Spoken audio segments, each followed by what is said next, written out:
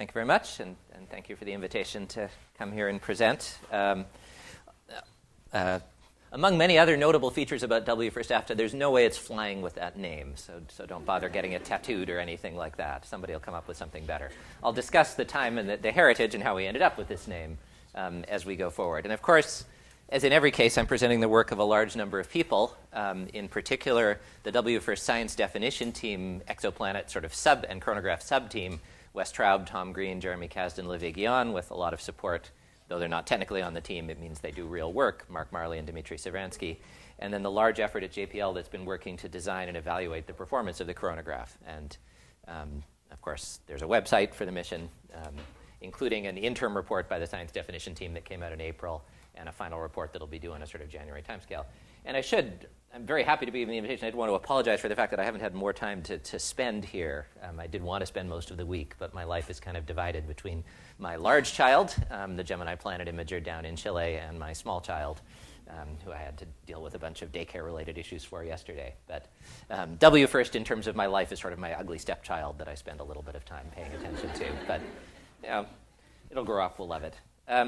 There's the long list of FDT members who I mentioned earlier. So the backstory, many of you are familiar with this, but it's probably worth going through. Every 10 years, astronomers, a panel of wise astronomers go out into the wilderness and think for a while and come back with a strategy for us all, the Decadal Survey, the 2010 report, Decadal Survey report, New Worlds, New Horizons.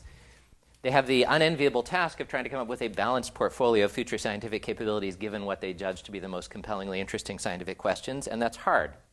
There are a lot of compellingly interesting scientific questions in astronomy. There were a lot in 2010 that didn't even exist in 2000. In the end, in their prioritization, the highest priority was given to science trying to study the question of dark energy, one of the most puzzling and urgent questions in astronomy, but to try and do it in a way of facilities that had broad multiple capabilities. So their highest ground-based priority, the Large Synoptic Survey Telescope, telescope oriented towards deep cosmological surveys, dark energy characterization, and time domain astronomy, going on the next hill over from Gemini down in Chile. Their highest space priority was the Wide Field Infrared Space Telescope, or WFIRST. That came about in part from this desire to create synergies. There were certainly proposals to them for coronagraphic missions, $1 billion, $2 billion, $4 billion coronagraphic exoplanet imaging missions. And the decision they made, which not every decision the astronomy panel made, the top-level panel made, do I agree with, but I actually do agree that the case in 2000 for a coronagraphic mission in the $1 billion class, which is all we could really afford, was not compelling enough to make it worth spending $1 billion. The technological uncertainty in how it would work, how well it would perform, was fairly large. The universe, as we knew the universe then, it was fairly clear for $1 billion you're not going to get a lot of Earth radius planets. You can't build a chronograph with enough capability to do that in a $1 billion class. And something at the time, our picture of the universe at the small end was there are Earth radius planets and there's Neptunes. And the question of what was in between was not on the top of people's minds. Given that you can't do a dedicated mission, given that dark energy is a priority, they did try to find a way to do interesting exoplanet survey with the instruments with a general purpose facility, and that was WFIRST. It took a variety of existing dark energy-oriented missions. For dark energy, what you basically want to do is look at huge swaths of the sky for statistical things like counting zillions of supernovae, like tiny weak lensing effects. That's a terrible way to do direct imaging of exoplanets, obviously, but you can learn a lot about planets through wide-field imaging through techniques like microlensing. For microlensing, you want to look at a huge swath of the sky. You want to look at the same huge swath of the sky again and again, see tiny events, and begin to answer statistical questions. So I would say at 2000, that was a defensible decision. So the dark energy program is oriented, of course, towards measuring the basically Hubble constant as a function of redshift with some normalization, trying to distinguish between a classic lambda CDM model where dark energy is just a cosmological constant to models where there's some time evolution of dark energy with time. By probing the Hubble constant at medium to high redshifts, you can get some leverage on this. And it's hoped that the enormous investment that's being made into dark energy science is going to lead to an answer to that question. But WFIRST could also do microlensing, which is good because it let them put New Worlds into the title of their report through microlensing studies. You didn't have dedicated talks on microlensing. That was a couple of Sagan schools away. But again, most people in the room are familiar with the principle that as you monitor a star way in the background, like say in the galactic bulge, and a foreground star with a planet passes near it, as light passes around the foreground star, gravitational bending will create multiple images of the star, cause it to get apparently brighter. You can't resolve these multiple images, but you can see the total amount of light goes up as more images are created and they get bigger and bigger. For the tiny moment that the line of sight crosses a particular geometry with respect to the little orbiting planet, you get a little tiny perturbation in that light curve. And from that little tiny perturbation, you can infer that there was a very small mass present close to the very large mass. Of course, the odds of this happening for any given star are 0, but not exactly 0. And so if you monitor tens of millions of stars, if you think Kepler has a low probability of success, this makes Kepler's odds per completeness per star look enormous. And in principle, in simulations, with the precision you can get from space, and especially with the time sampling you can get from space, so you never miss events and you can look at them every few minutes, you can see down to sort of Mars or moon mass objects under ideal conditions. You can see free-floating planets, lots of good science, but it's not what the science anybody in this room came to do. But what it would provide is a sort of statistical completion of the picture from Kepler, where Kepler peters out as you approach 1 AU, microlensing becomes very strong out around 2 AU. There's a little bit of overlap, not as much overlap as you'd like, unfortunately, but some interesting capabilities. And among other potential, and again, at the time the Decadal Survey was recommending this, Kepler had not flown. Nobody knew if it was going to work or not. Now it did. And I think there are other issues. It measures mass where Kepler measures radius. To the extent that there is overlap, it's a way to get a handle on this density problem that was alluded to in the previous talk in a statistical sense. So it's a very exciting scientific capability. The design reference mission that they came up with was a sort of 1.4 meter telescope. Somewhat ironically, it was off-axis, the way a chronograph telescope wants to be, mostly just to maximize collecting area for a given spacecraft mass. There were down-select studies to a 1.1 meter as well, with a huge focal plane covered with near-infrared arrays to survey huge amounts of the sky. So then something weird happened. So I don't know if this ever happened to you, but say you go to REI and there's a sale on hiking shoes. Buy one, get one free. You say, it's great, and you have some money in your pocket. You wear out hiking shoes pretty fast. You might buy 4 pairs of them. And then forget about them in your closet. And a year later, a friend of you comes and he's going on a hiking trip and he can't afford any hiking boots. You say, well, I've got these spares. I opened my closet. I found 3 pairs of hiking boots I've never used. Take one. You'll be happy. So basically the same thing happened, except for hiking boots, substitute Hubble Space Telescope-sized telescopes. The friend is the National Reconnaissance Office, and presumably the closet is a warehouse somewhere in, I can't remember where. So a government agency discovered that it had more Hubble Space Telescope-sized telescopes than it literally knew what to do with, which is an odd statement to be in. And so they offered 2 of these to NASA.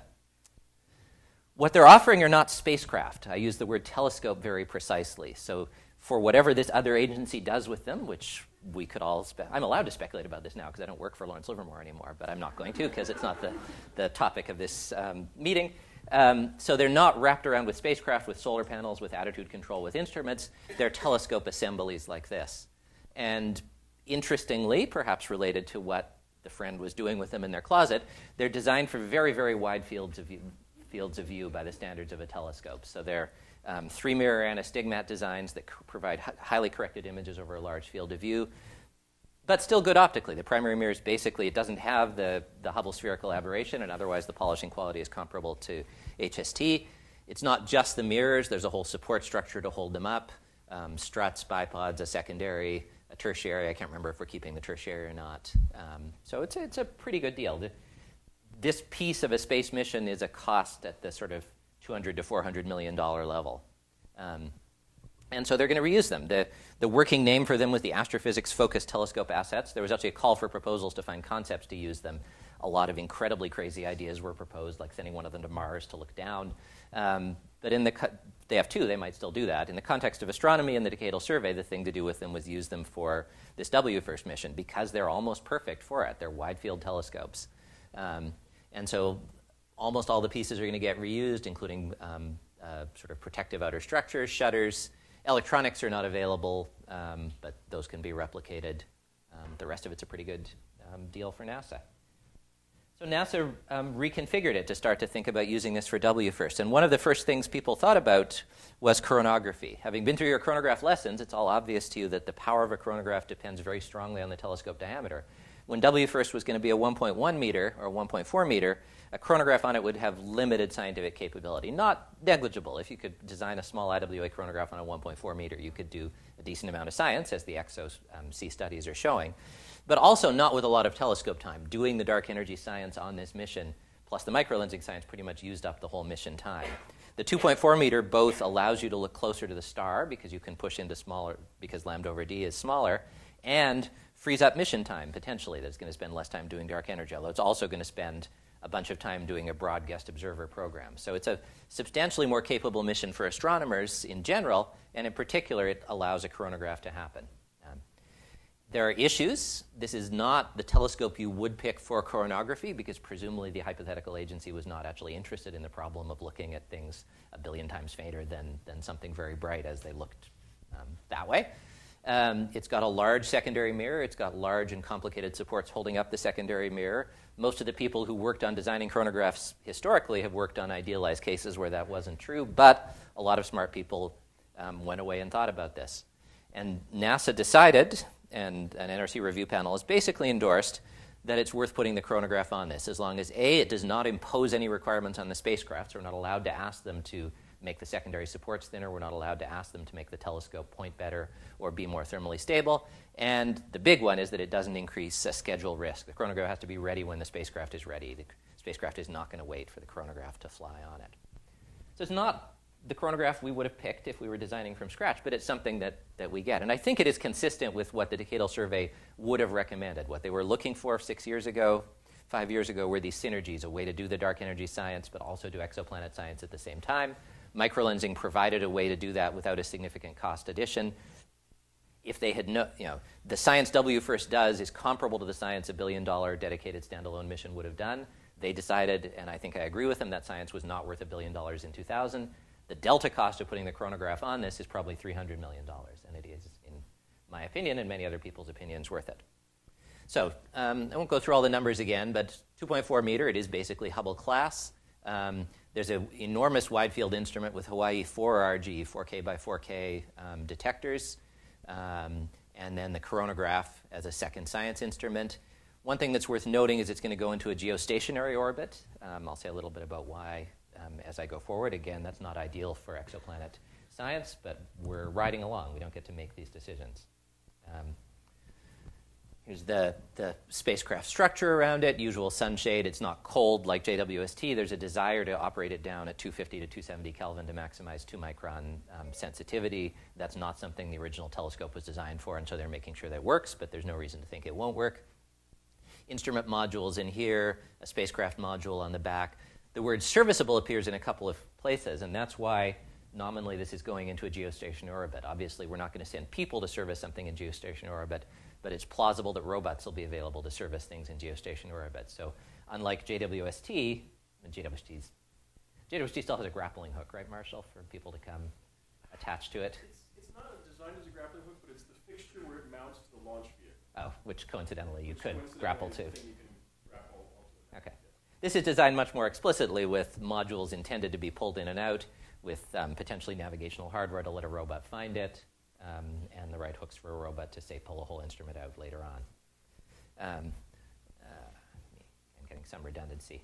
It's mostly using in-house designs for the spacecraft. It's sufficiently similar to stuff Goddard has already flown before. It'll have very high data rates down to the ground, which is nice for chronography. We can get all the images and do elaborate stuff with them on the ground.